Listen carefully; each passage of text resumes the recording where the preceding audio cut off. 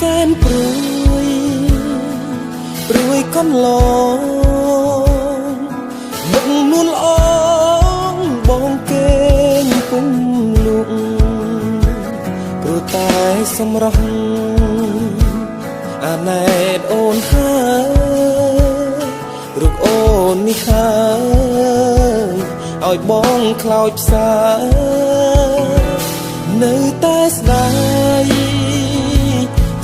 កាយស្រីសង្សោកខ្ចីសំដីទុំធនបើបានមកបងត្រកងធ្នមបី